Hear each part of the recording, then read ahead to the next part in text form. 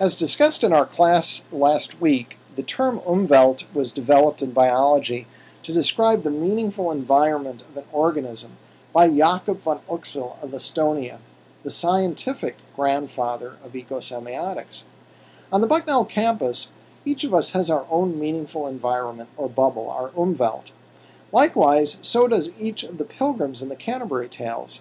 Knowing their different perspectives of meaning is important to appreciating the poem's meaning. A semiosphere can be thought of as a collection of Umwelts, a bubble of bubbles, so to speak. The Bucknell bubble is a good example. We're together in this shared culture of meaning which shapes our environment here. Likewise, the Umwelts of the Canterbury pilgrims all form part of the semiosphere of the accounts of their storytelling trip in the Canterbury Tales. But semiospheres can also be clustered together in what I have called an ecosemiosphere.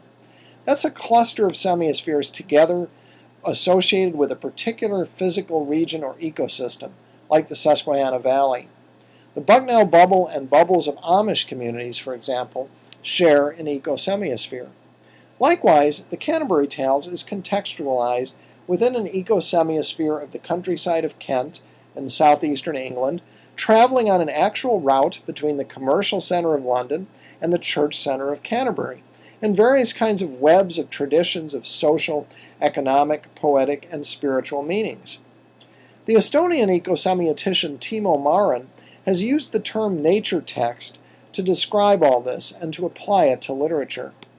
In a nature text, we have environment, text, author, and reader coming together to form meaning, or ecosemiosis.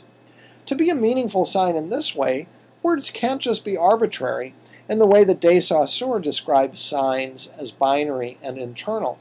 Instead, meaningful signs, as Peirce described them and Marin has adapted them, are embodied feelings, and so environmental relationships.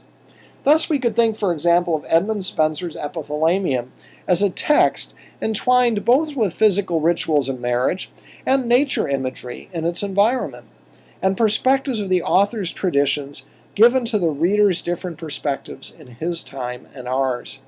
Spenser and Elizabeth Boyle were thought to have been married at St. Fingal's Anglican Cathedral in Cork, Ireland.